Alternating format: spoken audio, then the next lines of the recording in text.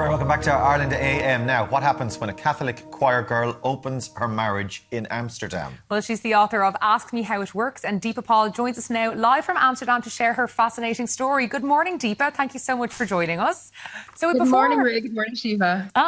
So before we discuss your very interesting open marriage and how polyamory came into your life, maybe you could talk to us about your outlook on relationships growing up. Did you have maybe a more conservative outlook on relationships growing up, or how did you feel? Absolutely. I grew up in the Philippines. It's extremely Catholic, extremely conservative, might sound familiar.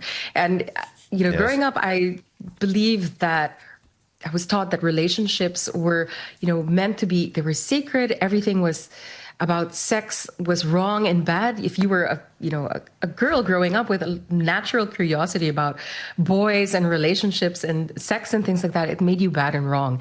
And in terms of marriage, there was no exit from marriage. There was no, the Philippines is one of the two countries in the world where divorce is still illegal, the other being Vatican City. And that shapes everyone's outlook on relationships and marriage and intimacy. So there's kind of no way out. There's no place to explore. There's no space to explore yourself and what you really want out of sex and relationships. And this was me coming into marriage, not really knowing anything about myself and being very kind of shamed into silence about what I wanted to discover and what I was curious about. You are. When you say it might sound familiar, yeah, Ireland would probably align with a lot of that. Certainly, historically, we would be quite conservative. But and I suppose what's normal, or what do we think of as normal? We tend to, historically, and look at like our parents or the world around us and go, that's what we'll do. We'll get married. We'll get married, have a conventional marriage. And stick together for the rest of our lives. What was that the plan for you, or did that change for you? Well, that was the plan. I married my college sweetheart, Marcus, when I was 27, and white dress, romance, everything, the whole package. But we moved to Amsterdam very early in our marriage. And this was such an eye-opener for me because Amsterdam is one of the most tolerant and liberal cities in the world.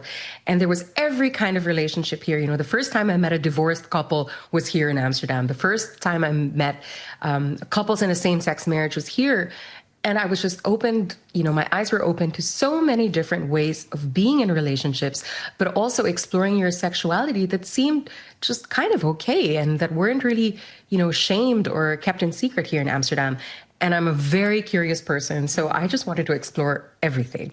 So you did. You explored some romantic connections with others. And I suppose doing that with men who weren't your husband must have felt very exciting and new and strange, did it? Well, it was really thrilling and exciting, but of course there was a lot of things to get over. Jealousy was always, present in the early days of our open marriage. There was also the idea that I could step out of my role as a wife and a mother for a few hours each week and just get to know myself through the eyes of somebody else, who wasn't really interested in carrying on a long or committed romantic relationship with me. And that taught me some very surprising things about myself, but I was always really excited to come home and be like, okay, this is my life. I love it. I love having this little window of opportunity to see into another me, into another life, and have both of that going on at the same time. So that was thrilling, but maybe a bit threatening for my husband in the beginning. What's an adventure for one person might be something, totally overwhelming and threatening for someone else. So we did have to take it slow in the early days. Your husband didn't know, did he, initially, that you were on your adventure? So the book is Ask Me How It Works. How does it work now? Well, in the beginning, I was exploring online through a site called Craigslist, which had personal ads. And I was looking at people's, different desires and things that they were looking for and wondering, what is so thrilling about this? And exploring on my own and kind of by myself was not really where I wanted to go with this. I wanted to bring this kind of playfulness and exploration and variety into my marriage. So it came to a point where, we really had to come out in the open with all of our, what we wanted out of our marriage, with our needs and things like that. And just being honest with yourself is, I think, the first step to making it all work. What do I want? What do I want out of my relationship with my husband? What do I want out of my sex life? Is this a part of me that deserves space to be explored and not shut down and hidden in secret? That was the first step, I think, to becoming honest with my husband about everything that I, wanted, and also taking his feelings into account. So I think how it works is that most people think an open marriage is a free for all where you can do whatever you want, but there is a lot of taking into account each other's feelings and what, the other person is comfortable with at any given time. So there's a lot of communication involved, and that can feel like work for some people, but I've really enjoyed getting to know myself and my husband in a way that we didn't think was possible when we first started. Yeah. I imagine your husband, with the same background as you and growing up in the Philippines, probably had the same kind of approaches at the start. So I'm guessing it wasn't smooth sailing from the get-go, but how has it been since? I'm guessing he had to overcome a lot of those, feelings of jealousy and maybe possession that there can be in a traditional marriage. Yeah, one of the things that really came up for him was this idea that he was going to allow his wife to see other men, and this idea that a wife and my as a woman, my body and my life are kind of my husband's property. So he really had to let go of this idea of, she has her own free will and her freedom and her choice, and this is something that she chooses to do that I choose to do alongside her. And what we've really learned about jealousy is that jealousy is an emotion just like anything else. It's not a personality type. You can't say, like, most people say, I'm a jealous person, I could never do this. But jealousy is a feeling just like anger or grief or sadness or joy. And making a decision when you're out of like the grip of that feeling is the best thing you can do. So all emotions pass, including jealousy, and coming to each other and reconnecting when, your heads are a bit cooler, you're not in the throes of such a powerful emotion, can really be helpful in overriding these feelings that feel kind of overwhelming at the beginning.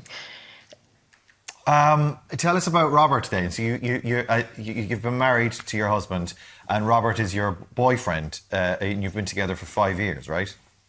Right. So I've been married for 17 years to my husband. We've had our open marriage for 10 years.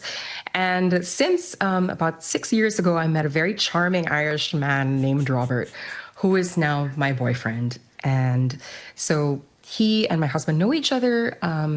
Gradually they've become friends. They're not required to be mates.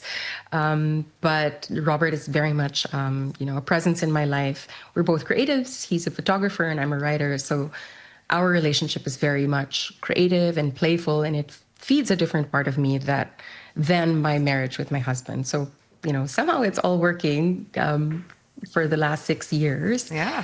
And there's a bit of schedule wrangling that goes on, but I think moms are very good at this anyway. The juggling, yeah. Well, and again, how does it work? So, as you say, it is working. What's the reaction been like? You're very frank and very honest, and of course, you've written a book about it, very public about it. Has there been any response, positive or negative? On both sides, for sure. When I've had a lot of publicity. I've been lucky to have been featured in the Daily Mail and the Times in London, and on Irish national TV and radio as well.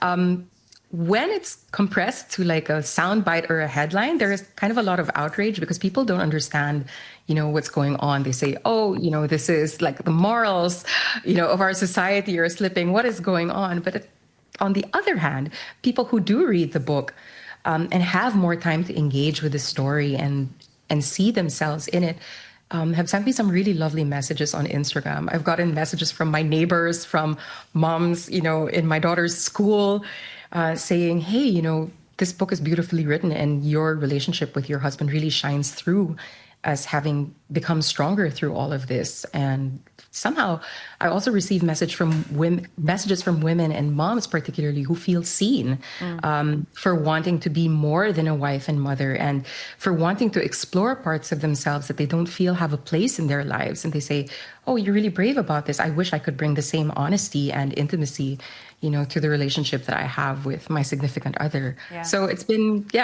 both ends of the spectrum, I guess. Yeah. Well, look, I take my hat off to you, Deepa. I feel like you've worked through a lot of stuff that we're conditioned to think growing up. So thank you so much for joining us today, Deepa Paul. And your book, Ask Me How It Works, is available now. Congratulations. Thanks so much. Now, Alan, what is coming up after the break? Well, it is said that the way to a person's heart is through their stomach. So our chef, Eric Osborne, will be saving marriages with his delicious steak in a mushroom sauce.